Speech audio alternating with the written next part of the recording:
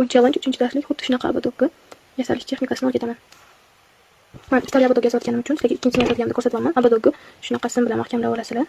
Sonra shunaqa qotirib olib, faqat bir tomonga aylantirishingiz kerak. Shunaqa kerakli miqdorda xrustallarni o'tkazib olamiz.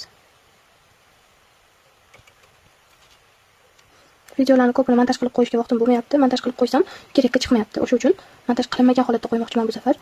Shu uchun videoni o'zida gapirib o'rgataman. Agar ovozi sal pastroq bo'lsa, balandroq ko'tarib ko'ringlar iloji bo'lsa. Xuddi shu holatda uzunroq olib, qayirtirib aylantiramiz. Mana bu olib kelib turib ushlab turamiz va buni yaxshilab buraymiz.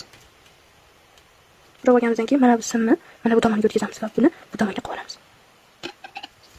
Va yana aylantirib shu tomonga qilamiz va yana 3 tani o'tkazamiz.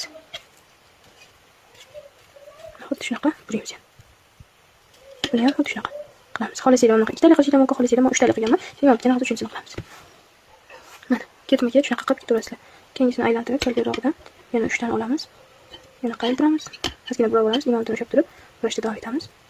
Va yana bu tomonga aylantirsak, shoxga kelib qoladi. Mana bu yaqin bo'lib qolsa, salbiyroq tortib olsak, mana sal pastroq tushadi. Xuddi shu tartibda aylantirib davom etib ketaverasizlar.